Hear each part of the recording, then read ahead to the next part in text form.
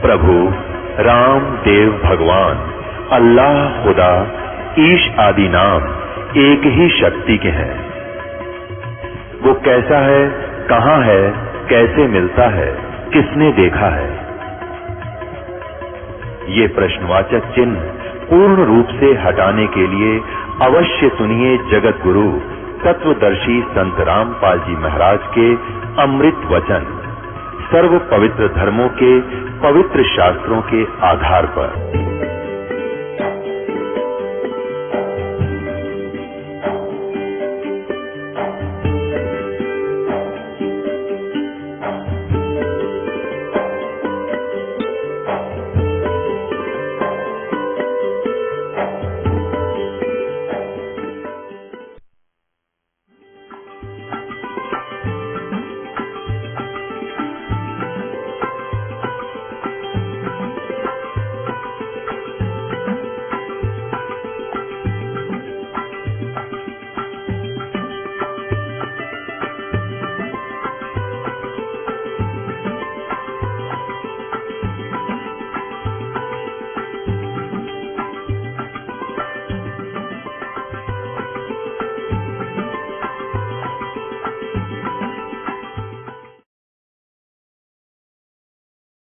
नामदेव नाम परमात्मा का रटते, जाकी छान छवाई। नामदेव नाम राम का रटते, जाकी छान छवाई। एक पलक में देवल फेरव मर्तक गऊ जवाई। मन तू सुख के सागर बसरे भाई, और न ऐसा यस रे भाई। काशीपुरी कबीरा होते, ताही लखोरे भाई। काशीपुरी कबीरा होते, ताही लखोरे भाई। आप के सोबन जारा बन उतरे, वा 9 लख बालद आई। मन तू सुख के सागर बसरे भाई, और न ऐसा यसरे।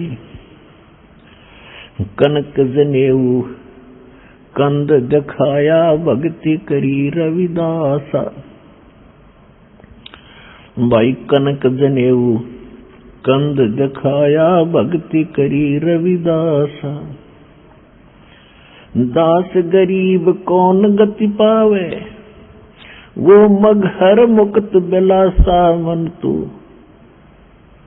सुख के सागर बसरे भाई, और न ऐसा यसरे। अपने आत्माओं, यहाँ की इस संसार की व्यवस्था और सतलोक की व्यवस्था की भिन्नता, उसमें अंतर बता रहे हैं परमात्मा। परमेश्वर के उस अमर ज्ञान सूक्ष्म वेद से परिचित आदरणीय गरीबदास साहिब जी क्या संदेश दे रहे हैं जो परमात्मा से प्राप्त हुआ कि मन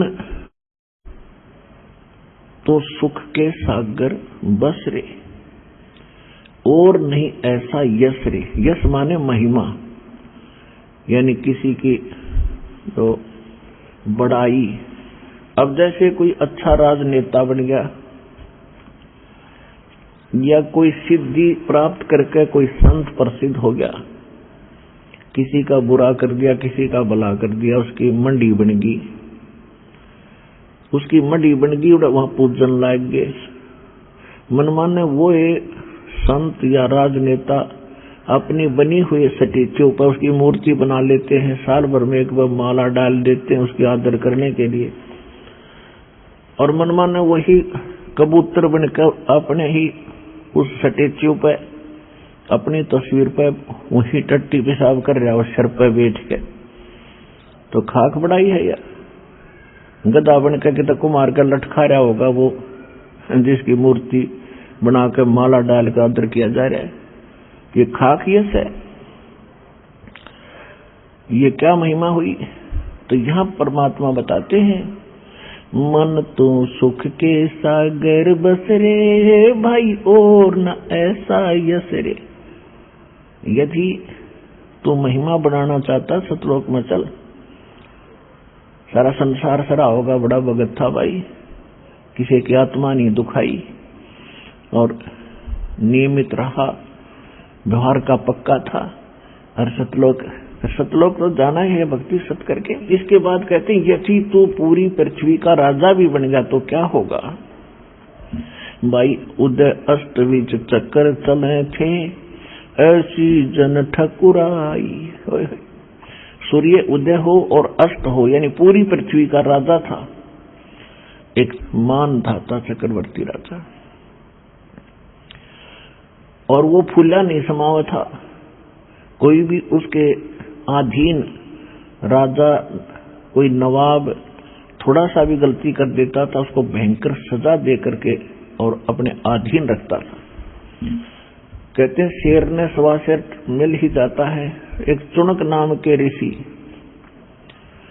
जैसे आपको बहुत बार कथा सुनाई है, इस काल का पुजारी था, ब्रह्म का साधक था, और ब्रह्म तक के साधक को परमात्मा ने उनको काल ही बताया है। काल का पुजारी काल वाले काम कर सकता है। जो साधना इन ऋषियों ने की वो मोक्षदायक नहीं थी, उससे परमात्मा मिला नहीं, इनमें सिद्धियां आगी, एटम बम बन गए। तो मानधाता चक्रवर्ती राजा की इस चुनक ऋषि ने 72 अक्षौणी सेना का नाश कर दिया था। एक वचन से सिद्धि से अपनी पुतली बनाई तैयार, परमाणु बम बनाकर छोड़ दिए। 72 अक्षौणी सेना, 72 करोड़ समझ लो, सीधी सी भाषा में सेना को एक ऋषि ने नाश कर दिया। अब पहले तो उस मानधाता चक्रवर्ती, यानी चक्रवर्ती माने ओरा controller in on the earth, पूरी पृथ्वी का कुल मालिक। पहले तो उसकी महिमा थी, सारी पृथ्वी का राजा है, मानधाता चक्रवर्ती है, उसका यश था। और फिर उस चुनक ऋषि का यश हो गया कि उसने वैसा कमाल कर दिया, चक्रवर्ती राजा की सारी सेना का नाश कर दिया। अब फिर उस ऋषि की महिमा होगी। अब वो ऋषि के बनेगा अगले जन्म, और यो राजा क्या बनेगा? राजा बनेगा गधा, स्टार्ट से ही। ये नियम है मालिक का। राजा तो सारे पाप पे पाप करे सारा जीवन में, तो ऋषि साथ में जिसे इसने साधना भक्ति नाम ओम का जाप किया, वो पुण्य और वो कमाई बन गई, और उधर से 72 करोड़ सेना मार दी, ये पाप बन गए। तो दोनों अकाउंट ओपन रहते हैं जब तक कबीर भगवान की शरण में आप नहीं आते हो। तो दोनों भोगने पड़ते हैं, पुण्य भी और पाप भी। तो ये चुनक ऋषि जाएगा महास्वर्ग में, ब्रह्मलोक में, वहां अपनी पूंजी समाप्त करके फिर पुनरावृत्ति में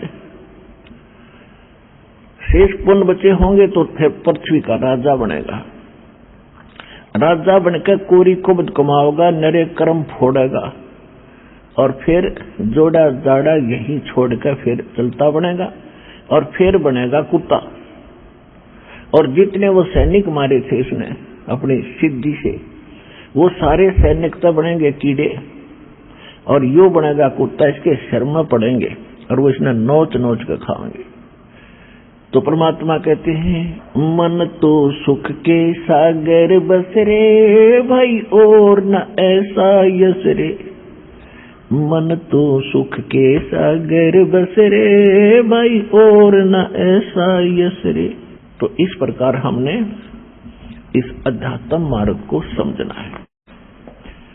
अपनात्माओं, अध्यात्म मार्ग को समझने के लिए हमें थोड़ा सा समय लगाना पड़ेगा।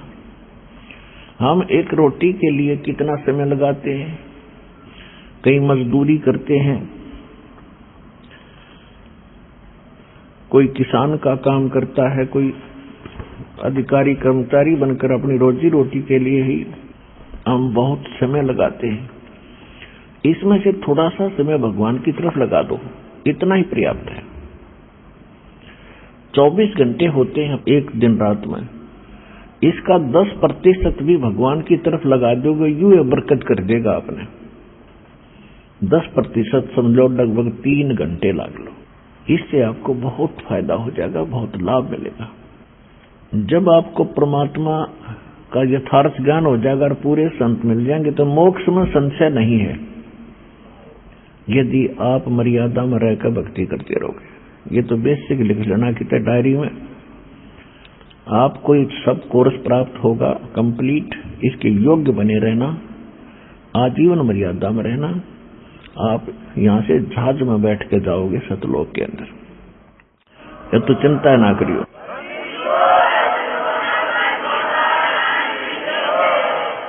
और परमात्मा के पाने के लिए हमने घर भी छोड़े और हम राज भी त्याग गए। आज तो राज प्राप्ति के लिए पता नहीं के खड़दू उतार दे इंसान। हमने राज भी त्याग दिए और परमात्मा के पाने के लिए हम घोर तप किए, शरीर सुखा दिया, सूख कर काटे हो गए, दीमक चढ़ गई, भगवान नहीं मिला। वो क्यों ना मिला? क्योंकि वो तो काट के हथौड़े थे और जांडी काटने का प्रयत्न था। वो कद्दे भी ना कटे, काट के हथौड़े थे और जांडी काटे। यानी बड़ा पेड़ हो कोई और उसको कोई काट के हथौड़े तो काटे तो मूर्ख हो। उसके काटने की वो सही औजार मिलने के बाद 2 घंटा में मूछ देगा उसने, पट्टाए पट पार मारेगा ठाक। तो आपको वो तेज हथियार दे दिए हैं, सारनाम सतनाम और प्रथम मंत्र।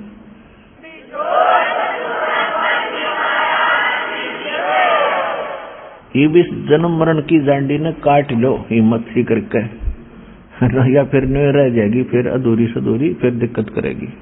अब जिसको हम परमात्मा माना करते थे, जिसको हम भगवान मान के और उसकी पूजा करा करते थे, ऋषि लोग ब्रह्म मानते थे, अंतिम भगवान।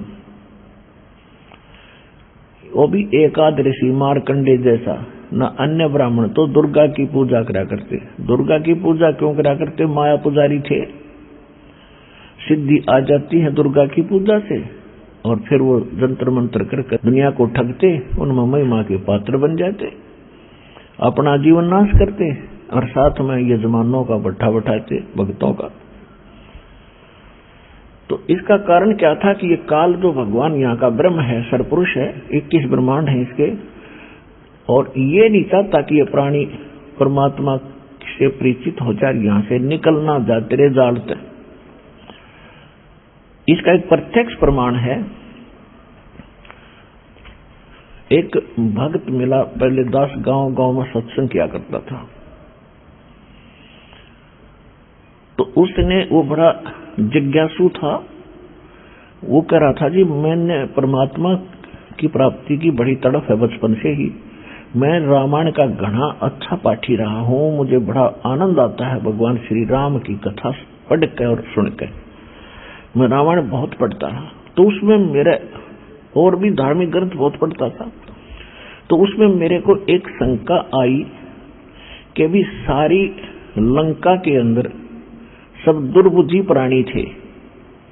रावण, उसके भाई मांस खाम, दारू पीव, बकवाद करें, सारे राक्षस जैसे कर्म किया करते थे। और उसमें मंदोदरी और विभीषण रावण को समझा रहे हैं ऐसा गजब का ज्ञान। वो ज्ञान उनके पास कहां से आ गया? या तो ये इस तुलसीदास की अपनी कल्पना है और ना तो यह बात मेरे नहीं जचती। दूसरी बात वो ये कहने लगा कि महाभारत का युद्ध हुआ और पांडवों ने एक यज्ञ करी थी अपने पाप कर्म का नाश करवाने के लिए, श्री कृष्ण जी के कहने थे। और उस यज्ञ का एक ऐसा नियम था कि उसमें एक शंख रखा था, शंख जो बजाया करते हैं बाबा जी टू टू करके। ये शंख होता है कि सफेद सा एक जीव का कवर होता है, जैसे ये शंख ले देखे होंगे आपने, छोटे छोटे पानी के अंदर हो जाते हैं। वो बड़ा एक जीव होता है, उसे शंख बन जाता है, उसका ऊपर का बॉडी होता है, उसको ये ऋषि लोग बजाया करते थे शंख। तो एक शंख था पंचमुखी, 5 मुख थे उसके। तो उस यज्ञ के पूर्ण होने का ये था कि वो शंख अपने आप बजेगा जब सभी भोजन खा लेंगे। तो उसमें श्री कृष्ण ने भी भोजन खा लिया और सारे ऋषि महर्षि देवताओं ने भोजन खा लिया। वो शंख नहीं बजा। फिर सुपच एक वाल्मीकि जाति का था, उसने खाना खाया तो शंख बज गया। ऐसा हम सुनते और पढ़ते आए हैं। मैं प्रश्न करता हूं तो ये कहते हैं कि वो श्री कृष्ण का भगत था। तो ये बात मेरे गले नहीं उतरी थी कि भगवान से तो बाजा नहीं, भगत के ऊपर बजा देगा, कोई बात हुई है। पर मेरे जत नहीं रही है बात, मेरी इस बात का उत्तर किसी के पास नहीं। मैं बोला भाई इस बीमारी की दवाई मेरे दो मैं बताऊंगा, अब सुन ले कान खोल के।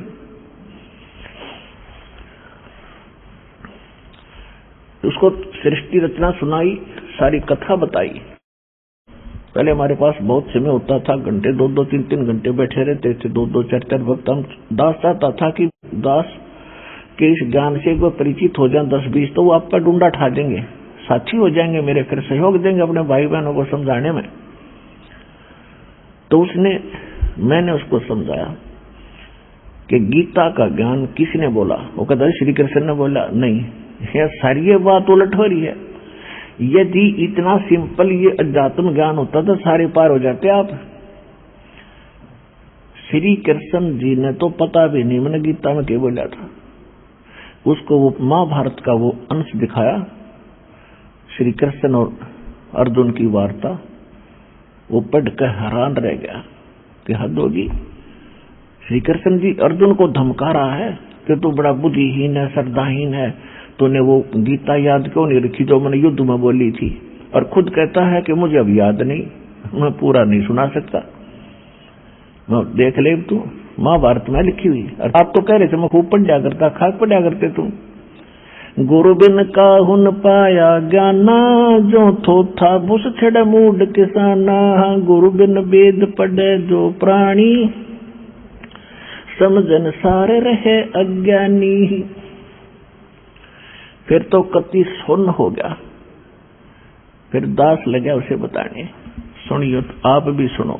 श्रीमद् भगवत गीता में 80% ज्ञान है वेदों वाला और 20% है इस काल के अटकलबाजी। इसने यू नाश करवाना था महाभारत का। श्री कृष्ण नट है, अर्जुन नट है। पहले श्री कृष्ण जी 3 बार गए थे शांति दूत बनकर, भाई लड़ो मत, अच्छी बात नहीं, ना जाने किसकी हार हो किसकी जीत हो, कौन भोगेगा। और तुम सारे इकट्ठे मर गए, इस पृथ्वी ने चाटोगे फिर। और जब नहीं मानने लास्ट में श्री कृष्ण जी ने तो यहां तक कह दिया था भाई एक तरफ मेरी सेना होगी, एक तरफ मैं होऊंगा, और मैं तो हथियार भी नहीं उठाऊंगा। अब श्री कृष्ण जी ने यह सोचा था कि कहीं ऐसा ना हो ये पांडव मेरे रिलेटिव हैं, रिश्तेदार हैं, ये इस करके हिम्मत कर रहे हो कि श्री कृष्ण हमारे साथ है। श्री कृष्ण जी ने बहुत से दे तोड़ रखी थी, जरासंध जैसे ये मार रखे थे, बड़ी महिमा हो रही थी उनकी। तो श्री कृष्ण जी ने यहां तक सोचा था कि मैं ऐसा कोई निर्णय ले लूं, शायद ये ढीले पड़ गया पांडव, और इनको ले जाऊं मेरे पास रह लेंगे, रोटी तो खानी है उन्हें। तो यहां तक कह दिया था मैं युद्ध भी नहीं करूंगा, हथियार नहीं उठाऊंगा। लेकिन फिर भी जैसे तैसे युद्ध होने लगा तो उस समय अर्जुन नट है, मैं तो भीख मांग कर खा लूंगा, ये नाश नहीं करूंगा, भगवान मेरे पर नहीं होगा।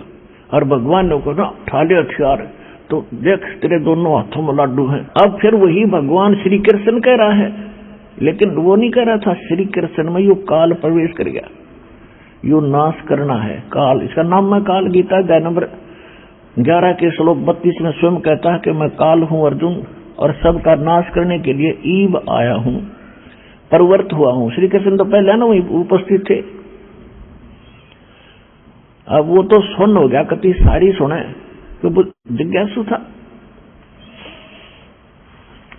अब विचार कीजिए, उस समय अर्जुन कह रहा है कि हे भगवान हम तो भीख मांग कर खा लेंगे, सब जुल्म नहीं करूंगा। भाई भतीजे, ये चाचे ताऊआ के बेटे भाई को दूर थोड़े होया करें, और आगे न मारूंगा मैं, और किसके लिए।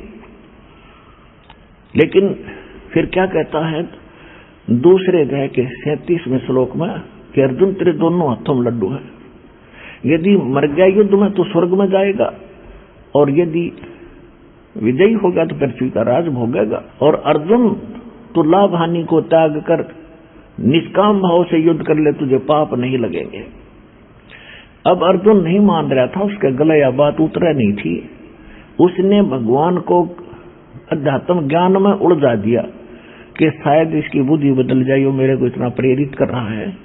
ये फिर पूछने लगा भगवान फलाना कैसे होगा, वो तत्ब्रह्म कौन है, यानी 17वें 18वें अध्याय तक पहुंच गया कहता कहता। जब उसने 11वें अध्याय में अपना विराट रूप दिखाया और कहा ये है मेरा असली रूप, अर्जुन जैसे योद्धा कांपने लग गए उसके रूप ने देख के। तो खाक भगवान जिसके रूप से डर लग गए, वो तो काला था और काल ने पूजा करते हम। लास्ट में अर्जुन ने डरते ने हाँ भर दी, समझ गया इसके उद्देश्य को। वो तो श्री कृष्ण ही मान रहा था कि श्री कृष्ण युद्ध करवाना चाहे है, और मन ने मना कर दिया। इसने फिर वो रूप दिखा दिया, मेरा तो हार्ट अटैक हो जाएगा। तो डरते न हाँ भर ली, महाराज मैंने सारी बात समझ ली और आप जो कहोगे वो ही करूंगा। ठालिया लठ हो गया नाश। महाभारत का युद्ध समाप्त हुआ, कौरवों की हार हुई, पांडव विजयी हो गए। युधिष्ठिर राजगद्दी पर बैठा दिया और ठाठ से वो राज करने लगे। कुछ दिन के बाद युधिष्ठिर राजा को ऐसे भयंकर स्वप्न आने लगे, वो प्रेत बाधा से पीड़ित हो गया। युद्ध में मारे गए जितने भी सैनिक थे वो दिखाई दें, कटे हुए सिर और घर में घुसते हुए हाहाकार मच रही है, और जैसे औरतें चूड़ियां फोड़ रही हैं कि राजा तुमने हमारे पतियों की खून पी लिया, वो राज कर रहे हो। अब वो बैठ जाता था, आंखें फटी फटी रहती थी जैसे प्रेत बाधा से व्यक्ति होता है। खाना पीना छूट गया। कई दिन के बाद द्रौपदी ने बताया कि आपका भाई अन्य पांडवों को ना रात को सोता है, सारी रात बैठकर ऐसे देखता रहता है, इसको क्या टेंशन है पूछो। तो सभी भाइयों ने मिलकर उससे प्रार्थना की, तो वो टाल जाता था, नहीं ऐसा कोई बात नहीं, ऐसी कोई बात नहीं। क्योंकि पहले ऐसे व्यक्ति होते थे, वो चाहते थे कि मेरे दुख में कोई और दुखी ना हो, मैं हो लूं जितना होना है। लेकिन फिर भी उन्होंने ज्यादा आग्रह किया तो उन्होंने बताना पड़ गया कि मुझे ऐसा लग रहा है जैसे अपने घर में सिर कटे हुए धड़ ऐसे चले हुए आ रहे हैं और हाहाकार मच रही है और मेरा दिल कांपने लग जाता है। औरतें चूड़ियां फोड़ती मुझे नजर आ रही है। अब श्री कृष्ण जी इन पांडवों के धार्मिक गुरु भी थे, तो कोई भी दिक्कत आती है अपने धार्मिक गुरु के पास ही जाकर उसका समाधान किया जाता है। तो पांचों पांडव रथ लेकर और पहुंच गए द्वारका में। श्री कृष्ण जी से कारण जानना चाहा। श्री कृष्ण जी से पूछा कि ऐसे ऐसे हमारे भैया को ये तकलीफ है, ये दुख है, इसका कारण तथा समाधान बताइयो भगवान। श्री कृष्ण जी ने कहा कि तुमने जो महाभारत में बंधु घात किया, अपने कुल के लोग मारे और साथ में कितनी सेना मर गई, जिस कारण से आपको ये बाधा, ये पाप कर्म दुखी कर रहा है।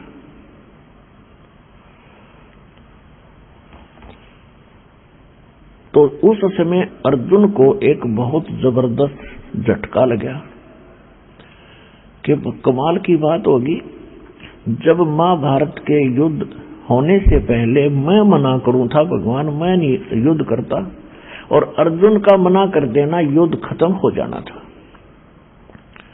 मैं मना करूं था मैं युद्ध नहीं करूंगा, मैं पाप नहीं करना चाहता, इस पाप के अन्न को नहीं हम इकट्ठा करना चाहते। और उस समय तो ये कह रहे थे अर्जुन तेरे दोनों हाथों में लाडू, मर गया तो स्वर्ग जाएगा और विजयी हो गया तो स्वर्ग का राज भोगेगा, और युद्ध कर ले तुझे पाप नहीं लगेंगे। और आज ये भगवान कह रहे तुम्हें वो पाप लग गए जो युद्ध में आदमी मारे थे। लेकिन उस समय बोलना उचित नहीं समझा, लेकिन सब्र की घूंट पी ली क्यों? यदि मैं वाद विवाद करूंगा, कोई प्रश्न उत्तरी मन कर दी कि आप उस युद्ध के समय तो कह रहे थे आपका कोई पाप नहीं लग गए, और आज कह रहे हो कि युद्ध में मरे हुए व्यक्तियों का ये दंड तुम्हें भोगना पड़ रहा है जो हमारे थे। इसलिए उसने ये सोच विचार करके कि यदि मैंने वाद विवाद कर दिया, और जो श्री कृष्ण जी ने समाधान बताया था वो ये बताया था कि एक अश्वमेध यज्ञ करो और उस यज्ञ में पूरी पृथ्वी के भगत ब्राह्मण ऋषि देवता स्वर्ग लोक के देवताओं को भी आमंत्रित करो और सभी आवें, आपका अन्न खावें, आपका भंडारा खावें, और उसमें एक शंख रखा जाएगा, शंख, और सब जब खाना खा लेंगे, भोजन पा लेंगे भंडारे में, तो वो शंख अपने आप आवाज करेगा, मुंह का लगा कर बजाने की आवश्यकता नहीं पड़ेगी, अपने आप बजेगा। अपने आप बज गया तो यज्ञ संपूर्ण होगी, अपने आप नहीं बजा तो उस करे हुई यज्ञ का भी फल नहीं मिलेगा। अब उस यज्ञ में 33 करोड़ देवता, 88,000 ऋषि, 12 करोड़ ब्राह्मण और 56 करोड़ श्री कृष्ण जी के कुल, यानी 56 करोड़ यादव और अनेक पूरी पृथ्वी के व्यक्ति, ये सब आने थे, जमाने थे, उनको भोजन खवाना था, जिसमें अरबों रुपए खर्च होना था। किसके लिए? युधिष्ठिर की प्रेत बाधा समाप्त कराने के लिए। अब अर्जुन ने सोचा यदि मैंने वाद विवाद कर दिया और मेरा भाई जो युधिष्ठिर है ये ऐसा नेक आदमी है, ये समझ जाएगा संकेत तय कि मेरे भाई मेरा उपचार कराने में प्रसन्न नहीं है, इन्होंने तो वाद विवाद शुरू कर दिया खर्चा देख के, और ये बिल्कुल इलाज नहीं कराओगा, यज्ञ नहीं होने देगा, बेशक मर जाओगा, और ये हम नहीं कर सकते। जिस कारण से अर्जुन ने सब्र की घूंट भरी और चुप रहा, लेकिन वो छाती में खटका जरूर थी बात कि आज ये क्या कह रहा है कि वो पाप लग गया। तो जैसे तैसे वो कहा गया कि आप जैसा उचित समझो कीजिए। श्री कृष्ण जी ने स्थान और समय दोनों निर्धारित कर दिए, सब आमंत्रित करने के लिए देश विदेशों में। वो स्वयं भी निमंत्रण देने के लिए गए, कहीं भीम गया, कहीं नकुल, कहीं सहदेव, कहीं अर्जुन, और सब और नौकर चाकर सब जगह चिट्ठियां भेजी। द्वापर युग में परमेश्वर कबीर जी आए हुए थे। चारों युग में संत पुकारे और कूक कहा हम हेल रे, हीरे माणिक मोती बरसे ये जग चुगता ढेल रे। सतयुग में सत सुकृत कह टेरा, त्रेता नाम मुनिंदर मेरा, द्वापर में करुणा में कहाया और कलयुग नाम कबीर धराया। द्वापर में जो परमात्मा आए हुए थे उसमें करुणा में नाम से परमात्मा, जैसे कलयुग में कबीर नाम से प्रसिद्ध हुए, तो द्वापर में वो करुणा में नाम से प्रसिद्ध थी। सतलोक से आए थे सहशरीर एक कमल के फूल पर, वाराणसी के अंदर ही एक कमल के फूल पर एक तालाब में, लहर तारा नहीं था उसमें, अन्य तालाब में, वहां पर आकर कमल के फूल पर विराजमान हुए। और एक वाल्मीकि दंपत्ति निसंतान थे, वो वहां किसी कारण से सरोवर पर गए थे, वहां से भगवान को उठा लाए थे। वहां परवरिश होने से कारण परमात्मा वाल्मीकि कहलाए थे उस द्वापर में। वो वाल्मीकि नहीं जो सतयुग के वाल्मीकि जी थे, वो अलग थे। और ये उसके बाद तो वाल्मीकि कुल शुरू हुआ है उस ऋषि के बाद, तो उस कुल के अंदर फिर ये परमात्मा एक भिक्षु नाम के वाल्मीकि ने प्राप्त हुए थे, और गोदावरी उनकी मुंह बोली माता का नाम था। और उसी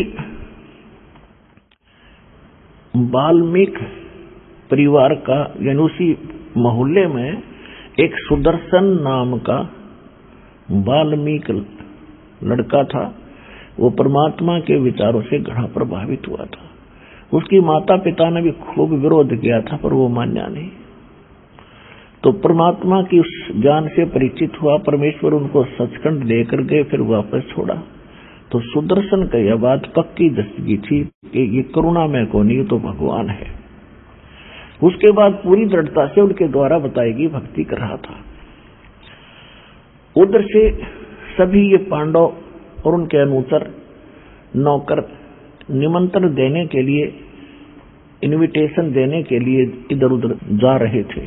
तो जहां सुदर्शन जी की झोंपड़ी थी, कुटिया थी उस भगत की, उस साइड में भीम की सेवा लगी, ड्यूटी लगी निमंत्रण देने की। तो सबसे पहले वो साधु संतों को निमंत्रण दे रहे थे। तो भक्त सुदर्शन जी अपनी झोपड़ी में रहते थे। पहले छोटे छोटे झोपड़ी होती थी, थोड़ी थोड़ी दूरी पर, यानी विशेष वो नहीं था समूह रूप में। इस एक की यहाँ झोपड़ी है कि 10 किले दूर है, उसकी तो 20 किले दूर है, जैसे ढाणी सी बड़ी होती, ऐसे होते थे पहले। तो सुदर्शन जी के पास जब वो पहुंचा भीम, उसने निमंत्रण देते हुए कहा कि हे महात्मा, हे भगत जी, मैं राजा युधिष्ठिर जी का भाई हूं, मेरा भीम नाम है। मैं आपको निमंत्रण देने आया हूं, आप हमारी यज्ञ में आइएगा, हमने एक यज्ञ करनी है। तो सुदर्शन जी तो परमात्मा के ज्ञान से परिचित थे। उसने कहा, अरे भीम, ए भीमसेन, तुम तो भाई ऐसे घोर नरक में डाले जाओगे, आपके लिए तो अलग बनाना पड़ेगा भगवान ने। और तुम्हारे अन्न को खा के मैं नरक ना जाऊं, तुमने तो इतना जुल्म कर रखा है। करोड़ों बहन विधवा होगी, उनकी आंसू नहीं सूखी है, बच्चे बिलख रहे हैं, माँ से पूछ रहे हैं हमारा पिता कहाँ है। माँ कह रही है बेटा फौज में गया है, छुट्टी नहीं मिली है। और अंत में रो रो के बताना पड़ रहा है, फिर सारा परिवार रो रहा है और तुम मौज मार रहे हो, तुम सुख की इंतजार करते हो। तुम्हारा तो बुरा हाल होगा, और कौन खावा तुम्हारी रोटी, वो भी नरक में जाएगा। तुमसे तो कसाई भी अच्छा, और जा यहां से भाग, चल अपना काम कर। अब भीम को बड़ा गुस्सा आया, लेकिन थोड़ा थोड़ा अंदर से रोक रखा था कि कहीं पर भगवान श्री कृष्ण और भाई गुस्सा ना हो जाए। फिर सुदर्शन जी ने कहा कि यदि मुझे ले चलना चाहते हो, जैसी यज्ञ तुम करने जा रहे हो, ऐसी ऐसी 100 यज्ञ का फल मुझे दो पहले, ताकि मेरे कुछ पुण्य बने, तब तुम्हारे रोटी खाऊं। ऐसी ऐसी 100 यज्ञ का पुण्य मुझे संकल्प करो, जब तुम्हारे टूक तोड़ूंगा मैं। इतना घोर पाप है तुम्हारे अन्न में। तो भीम बोला कि भगत घना ना बोला, ज्यादा मत बोला, बस बहुत सुन ली तेरी, मैंने तेरी थोपड़ी तोड़ दूंगा मैं। तने आना होता ही ना, बेशक बताइए। मेरे भाई तो डर लग गया, मैंने कृष्ण जी तो डर लगा है ना, तेरी दे तोड़ देता, और तू ना होगा तो शंख ना बाज जाएगा। यूं कहकर भीम तो चल पड़ा पहलवान। अब भीम ने ये सोच रखा था कि भाई श्री कृष्ण बैठे भगवान वहां पर, इन छोटे मोटे कुतरुओं का क्या अस्तित्व है उनके सामने। ऐसी चौंध लाग रही थी उनके, और ये चौंध तोड़ा कर कबीर भगवान। अब क्या हुआ, सुदर्शन जी ने जब कहते दी, सच्चाई तो कहनी पड़े, भगत का धर्म बनता है। फिर वो चिंतित हो गया कि ये राजा लोग जाकर युद्ध मस्तारेंगे, अपने भाई ने बताओगा, वो सेना भेजेंगे। तो वो कबीर परमेश्वर जी के पास गया, अपने गुरु जी के पास, करुणामय जी के पास, और उनको सारी स्थिति से परिचित कराया। कैसे ऐसे भीम आया था जी, और मैंने ये उत्तर दे दिया। परमात्मा बोले बेटा खरा जवाब दिया तूने, भगत का यही धर्म होता है, मानो चाहे मत मानो। और एक बात और सुन ले, उनका संग शंख ना बाजे, सारे डांगर बैठे उड़े, ये सारे के सारे 84 के ढोर, ये 33 करोड़ देवता, 88,000 ऋषि, और 12 करोड़ ब्राह्मण, ये जितने, और बाकी जनता का तो जिक्र नहीं, वो तो भक्ति बेचारे करते ही नहीं। ये साधना करते हैं तो भी काल की, और इनकी साधना से, इनकी भक्ति से ये 3 ताप भी नाश नहीं हो सकते। ये 3 ताप के अंतर्गत दुख होता है, कोई प्रेत बाधा होती है, कोई घाल गाल देता है, कोई जंतर मंत्र कर देता है, कोई श्राप दे देता है। ये 3 ताप के अंतर होते हैं। तो गरीबदास जी कहते हैं, तुम कौन राम का जपते ही जापम, तात कटे ना ये 3 तापम। तुम किन भगवानों की भक्ति करते हो जिनसे तुम्हारे 3 ताप भी नाश नहीं हो सकते? और उस परमात्मा की भक्ति करो। सतगुरु जो चावै सो करही, 14 कोट दूत जम डरही। ऊत भूत जम त्रास निवारे, और चतर गुपत के कागज पाड़े।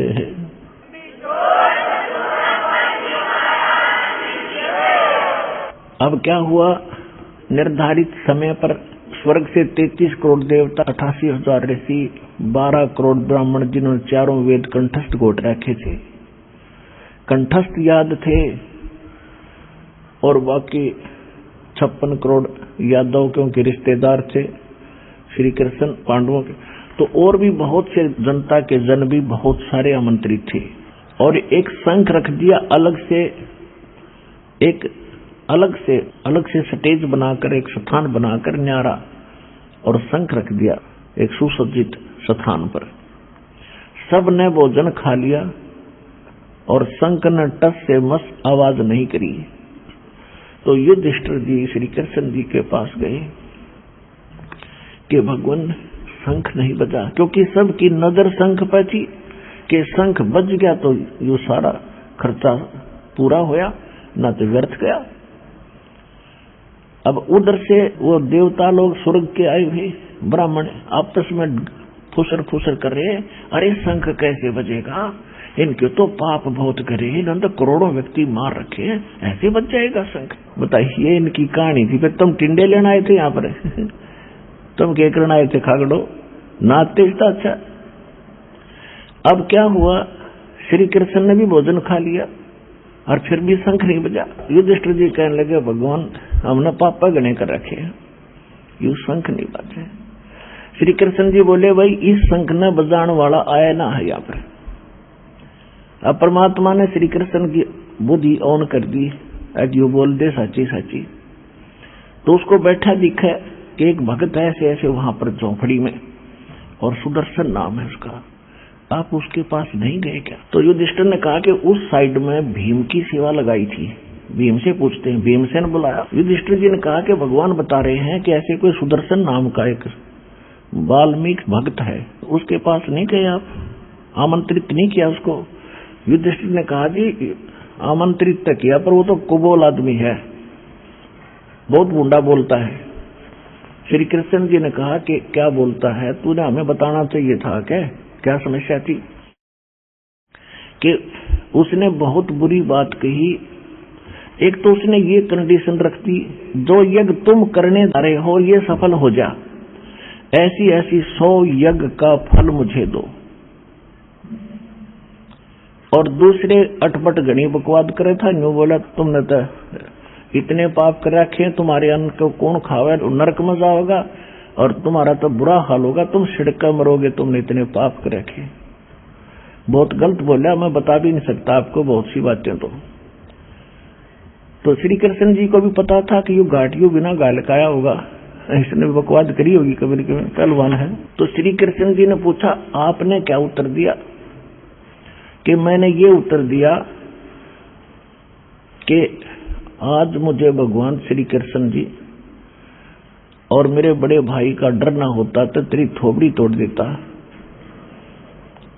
श्री कृष्ण जी बोले, भले आदमी, ऐसा भयंकर रोग तुम्हारा, और बकवाद नो की नो बरी। साधु संतों भक्तों के साथ बकवाद नहीं करा करते, संत के साथ ऐसा दुर्व्यवहार करके तूने तो और पाप कमा लिए, इकट्ठे कर लिए। और फिर युधिष्ठिर कहने लगा, भगवान अब इतने महापुरुष यहाँ बैठे हैं, ऋषि महर्षि हैं, और ब्रह्मा विष्णु महेश तक आ रहे थे गुप्त रूप में वहां पर। कृष्ण तो बैठा था, वह दोनों और आ रहे थे गुप्त रूप में। तो कहने लगा कि हे भगवान, ये महापुरुष बैठे, इनसे भोजन खाने से शंख नहीं बजा। परमात्मा लीला कर रहे थे, श्री कृष्ण में प्रेरणा दी। श्री कृष्ण जी ने ऐसे हाथ कर दिया सारे सभा में जितने बैठे थे, ने बोला ईब देख जानते। अब उसमें क्या देखा, उनके अलग अलग आसन बिछे हुए थे, उन पर कोई तो मोर बना बैठा, कोई गधा खड़ा खड़ा हुट हुट कर रहा, कोई सांप बनकर नू लपर लपर जीभ करे। युधिष्ठिर ने तो आंखें बंद कर ली कि हे भगवान, या लीला बंद करो, मैं नहीं देख सकता इनकी हालत। श्री कृष्ण जी बोले, या लीला को ना, इनकी असलियत है, अगले जन्म में ये बनेंगे। आज ये महात्मा दिखे तुमने। और सूक्ष्म वेद में भी कहा है 3300 पर तलब है, कोई बकरा कोई बोक, ये 33 करोड़ देवता भी कोई बकरा कोई गधा कोई कुत्ता बनेगा, इनके ऊपर भी एक कर्म की मार ज्यों की त्यों बनी हुई है। सुर नर मुनि जन 33 करोड़ी, बंधे सभी काल की डोरी। तुम कौन राम का जपते जापम, तात कटे न यति नुह तापम। युधिष्ठिर कहने लगा, भगवान ये हालत होगी कि हाँ ये हालत होगी भाई, मैं तो जो इनका भविष्य है वो दिखा रहा हूं, ये लिखा है इनके इतिहास में भविष्य। तब युधिष्ठिर जी ने पूछा कि हे भगवान, फिर ऐसा कौन है कि बताने लग रहा। मैं भीम से कहा कि रथ जोड़ और वहीं चलो, रथ तैयार करो और सारे 500 पांडव आधीन होकर नतमस्तक हो जाओ, ना तो तुम्हारा भट्ठा बैठ गया। अब मरता क्या नहीं करता। 500 पांडव छठे भगवान कृष्ण सारथी बन गए, क्योंकि उनके रिश्तेदार थे, साले थे, वो सेवाइया भी गेल करया करते उनकी। लेकर श्री कृष्ण बैठाकर उन 500 ने, और सुदर्शन जी की झोपड़ी से कम 4 किलोमीटर दूर, 1 योजन दूर, 10-12 किलोमीटर दूर रथ से नीचे उतर लिए, और रथ पीछे पीछे आ रहा है। वो 500 पैदल और जूते धर दिए रथ में नंगे पैरों। अब उस दिन क्या देखा, परमात्मा ने सुदर्शन जी के मन में ऐसी प्रेरणा कर दी। कबीर परमात्मा ने कहा था करुणा में जी ने कि सुदर्शन, उनका शंख ना बजा भाई, यज्ञ पूरी ना हो, वो फेर आऊंगे तेरे पास। अब सुदर्शन जी ने सोचा भाई जुल्म होगा, उनका भोजन खान जाना पड़ेगा, मेरी तो मुश्किल से कमाई बना है, या उड़े बट्टेगी, ना जाऊंगा तो घनी प्रार्थना करेंगे राजा होगा, जाना पड़ भी सकता है। तो उसने तो घर त्याग दिया, 15-20 दिन का टूर प्रोग्राम बनाकर निकलेगा कि तो दूर पहाड़ियां में। उधर से परमात्मा कहते हैं 100 छल छिद्र मैं करूं अपने जन के काज। सुदर्शन रूप बनाकर अपने चेले का और बैठ गया झोपड़ी में आकर परमात्मा। अब ये अध्यात्म जो मार्ग है, इसको समझना बालकों का खेल नहीं है। समर्थ की रजा हो, कोई दास पात्र हो, तब यह बुद्धि काम करे सच्चाई को ऊपर लाने के लिए। अब अध्यात्म मार्ग में एक ऐसा सिस्टम है कि सामने वाला, अगर सामने वाले में शक्ति भक्ति की ज्यादा है तो अपने आप नीचा हो जाएगा, ये बस की बात नहीं। वो 500 पांडव छठे श्री कृष्ण भगवान आ रहे थे सामने, और जो ही निकट आए परमात्मा झोपड़ी में बैठे सुपुत्र रूप धार गए, सुदर्शन का रूप बना। श्री कृष्ण जी ने मुकुट समेत प्रणाम किया। अब जब श्री कृष्ण दंडवत कर रहे हैं, युधिष्ठिर का के ब्योति ना दंडवत करें, तो 500 के 500 हुए दंडवत प्रणाम करें, लंबा लेट के। और पुण्यात्माओं, जब तक जीव अधीन नहीं होगा तब तक भगवान कृपा नहीं बख्शेगा। अब जैसे हमने ये टूटी होती है पानी जल की टूटी होती है, इनसे जल लेना है तो पात्र इनका नीचे रखना पड़ेगा, ऊपर धर के पात्र नहीं भर सकते, पानी नहीं ग्रहण कर सकते, सीधी सी बात। इसी प्रकार भगत को आधीन बनना पड़ेगा भगवान से कृपा प्राप्त करने के लिए। आधीनी के पास है ये पूर्ण ब्रह्म दयाल, मान बढ़ाई मारियो बाई बेअदबी सिर काल। अब क्या बताते हैं? परमात्मा ने कहा कि हे द्वारकाधीश और हे दिल्ली के बादशाह इंद्रप्रस्थ के राजा, हे पृथ्वीपति, मुझे क्यों पाप का भागी बनाते हो? मुझ गरीब को क्यों दंडवत करते हो? श्री कृष्ण जी खड़े होकर कहने लगे, हे परवरदिगार, ये पांचों पांडव हैं, इन्होंने एक यज्ञ की है, आपको आमंत्रित करने आ रहे हैं। तो परमात्मा ने कहा कि भाई मैंने इस पहलवान से बताई थी उस दिन बात, मेरी वह शर्त पूरी कर दो। क्या शर्त है दाता आपकी? परमात्मा ने कहा कि 100 यज्ञ जो आप कर रहे हैं ऐसे 100 यज्ञों का फल मुझे दे दो, तब मैं तुम्हारे यहां चलूंगा। वो कर दो पूरी। तो कहते हैं परमात्मा ने ये वाणी चारों युगों में बोली है। चारों युग में संत पुकारे और कूक कहा हम हेल रे, हीरे माणिक मोती बरसे ये जग सुगता ढेल रे। तो श्री कृष्ण जी ने कहा कि भगवान आपकी ही वाणी है। संत मिलन को चालियो तजमाया अभिमान, जो जो कदम आगे रखे है ओ हे यज्ञ समान। पुणात्माओं, जहां से भी आप चलते हो, कितनी भी दूर से, और यहां से वहां तक, चाहे ट्रेन में आते हो चाहे जहाज में आते हो, आपको यहां आने का जितने कदम बनते हैं वहां से यहां तक उतने यज्ञों जितना पुण्य उस प्राणी को मिलता जो सतलोक आश्रम वाला में इस दास के दर्शनार्थ आता है।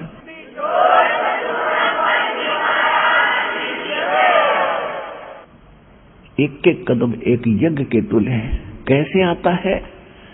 अपने पद और पोस्ट और धन और किसी अन्य जाति वर्ण के अभिमान को घर छोड़ आवे कि तक कुएं में गिर दे झेरे में, तब यहां आवे।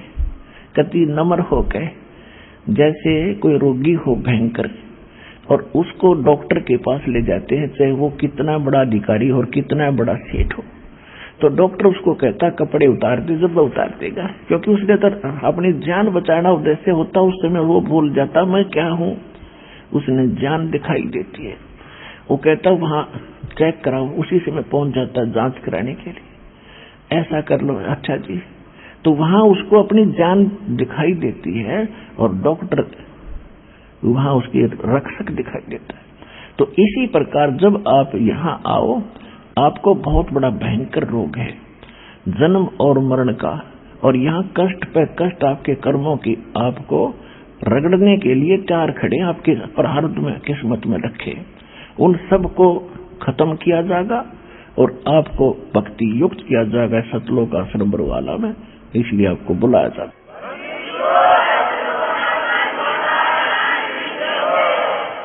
तो श्री कृष्ण जी ने कहा कि भगवान आपकी वाणी है कि संत मिलन को चालिए तजमाया अभिमान, और जो जो कदम आगे रखे ओ है यज्ञ समान।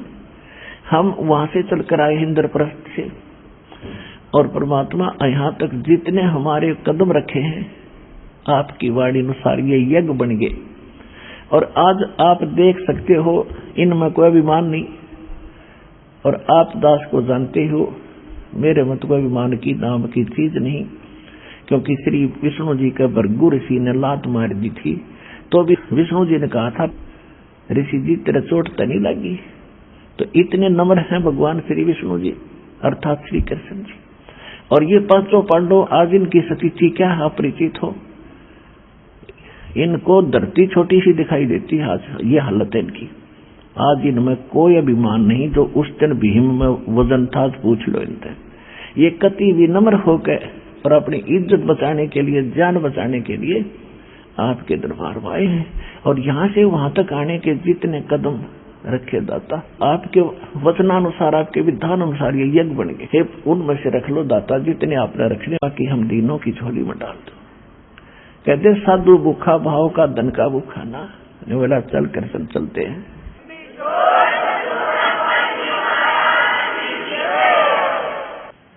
नमस्कार सर। नमस्कार सर जी। सत साहेब। क्या शुभ नाम है जी आपका? मेरा नाम दयाराम चौधरी है। मैं सतना जिला एमपी से आया हुआ हूँ। रीवा संभाग है मेरा। सर क्या काम करते हैं?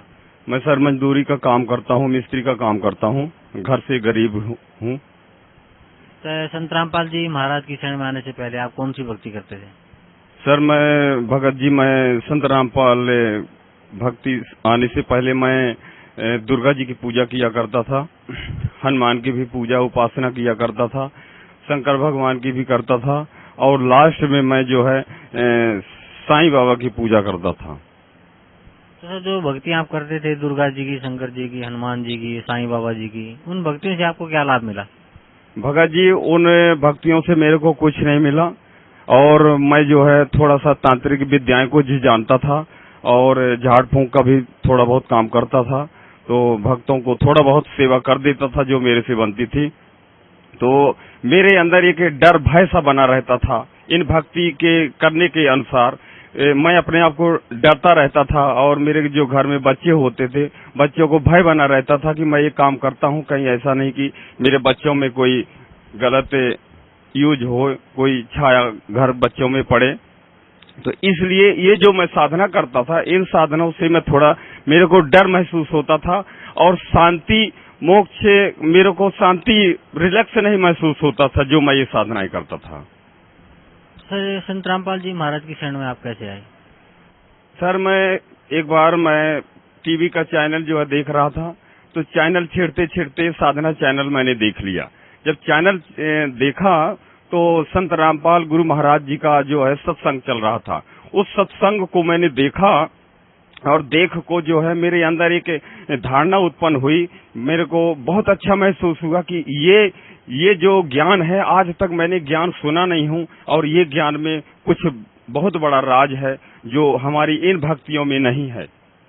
तो जब मैं चैनल को देखा तो दूसरे दिन जो है मैं और अपने साथियों भक्तों को बताया कि ये चैनल कबीर साहब का चैनल आता है, इसको देखो, इसमें बहुत अच्छी ज्ञान की वार्ताएं हैं, चर्चाएं हैं, तो इसको आप लोग सभी लोग देख दो।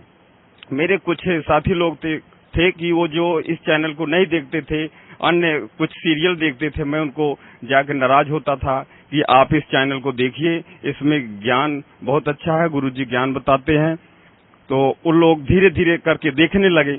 दूसरे दिन क्या हुआ कि मैं कभी परमात्मा को जो मैं हाथ जोड़ के विनती किया कि हे परम परमेश्वर, अगर आप में शक्ति है और आप में इतना ज्ञान है, जगत के गुरु हैं, विश्व में आपका नाम फैला हुआ है, तो मुझे अपना कुछ चमत्कार दिखाइए।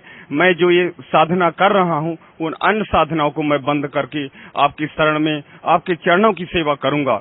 तो परमात्मा ने मेरे को एक लाइट की बिंब, जब मैं पूजा करने बैठा शाम के टाइम, दूसरे दिन ही जैसे मैं रामपाल जी गुरु महाराज से जुड़ा, आज जुड़ा और कल अरदास लगाई। दूसरे दिन ही मैंने, जब मैं शाम को संध्या के टाइम पूजा करने बैठा तो अरदास लगाई कि हे परमात्मा, मुझे अपना ज्ञान व रूप, ये वो दर्शन मेरे को दिखाइए, ताकि मेरे को विश्वास हो कि हाँ, आपकी भक्ति में कुछ सत्य है। जैसे ही वहां से ऊपर से एक दिव्य नाम की एक रोशनी आती है, चौगोर, और वो लाइट इतनी तेज रहती है, सफेद रंग की, नीली, पीली, काली, मतलब उसका कोई वर्णन नहीं है। तो वो जैसे आती है, धीरे धीरे धीरे धीरे आती है, और उसमें उसके ऊपर गुरुजी कबीर साहब परमात्मा बैठे हुए हैं, और अंदर आते आते आते आते मैंने अपनी साधना में बैठा हूँ, देख रहा हूँ आंख मूंद के, आते आते मेरे अंदर वो समा गई। जब समा गई तो मैं परमात्मा जी को हाथ जोड़ के दंडवत प्रणाम किया कि हे परमात्मा, आप में वास्तव में आप जो परम ब्रह्म है, सबसे बड़े आप ही हो, इस संसार में आपसे बड़ा कोई नहीं है, और मैं आपके दर्शन कर लिया, और पूर्ण ब्रह्म आप ही हो। तो मैंने दूसरे दिन ही ये चमत्कार देखा। फिर इसके बाद जो है मैं सतलोक आश्रम आया और गुरुजी से गुरु नाम दान लिया। गुरु नाम दान लेने से मेरे को बहुत कुछ फायदा हुआ। मेरे इस दिमाग में बीमारी रहती थी, बहुत इलाज कराया, ये ऑटोमेटिक मेरा सिर दर्द ठीक हो गया। शरीर में कुछ बीमारियां रहती थी, दर्द रहता था, वो भी ठीक हो गया, और परमात्मा ने मेरे को बहुत से चमत्कार दिखाए हैं। तो सर भगत समाज को क्या संदेश देना चाहते हैं आप? और मैं आपको चमत्कार बताता हूँ कि मेरे को परमात्मा इस 2 महीने के अंदर अंदर इतने चमत्कार दिखाए कि मैं अगर वर्णन करने लगूं तो रात भी व्यतीत हो जाएगी, लेकिन मैं पूरे नहीं कर सकूंगा। और एक बार क्या होता है कि परमात्मा, मैंने मंत्र का जाप नहीं कर पाया, संध्या आरती की और मैंने सो गया, थका हुआ, काम से आया हुआ था, तो इसके बाद मैं सो गया। तो जैसे ही मेरी नींद लगने ही वाली थी, मैं सोया हुआ नहीं था, तो परमात्मा ने क्या है कि वहां से आकाश से एकदम बड़ा सा पैर रखा और ऊपर से आसमान से और जमीनी तक, जैसे पूरी ब्रह्मांड, पूरी पृथ्वी हो, इतना बड़ा गुरु महाराज का पूरा पैर आकर एक पैर मेरे को दिखाई दिया। अगर दूसरा दिखाई देता तो पता नहीं कितना बड़ा वो पैर होता।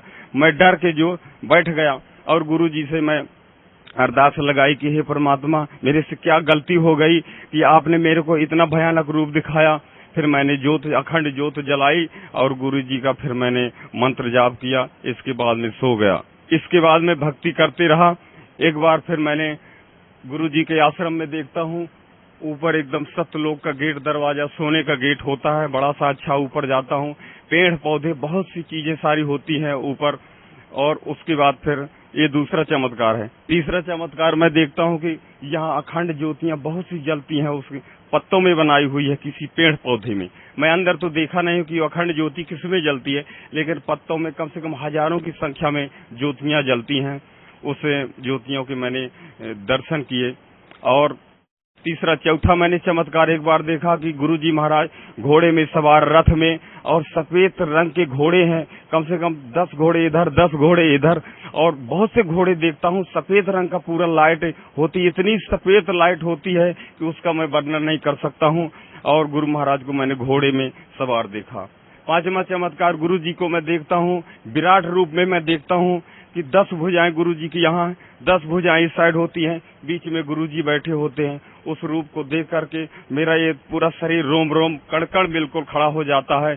और मैं कहता हूँ धन्य हो परमात्मा, आप ही हो, पूर्ण ब्रह्म हो। इस संसार में आपके जैसा कोई गुरु है ही नहीं है इस संसार में। मेरे को बहुत से ऐसे सारे चमत्कार होते हैं। जब मैं गुरु महाराज जी से मैं विनती करता हूँ तो मेरे को परमात्मा दर्शन देता है, और जो छोटा मोटा बिगड़ा काम होता है वो भी परमात्मा पूर्ण करते हैं।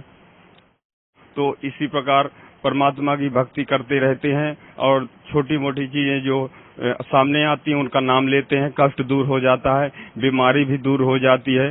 भक्त समाज को हम प्रचार करते रहते हैं कि आप परमात्मा के यहाँ चलो और अपना कल्याण कराओ।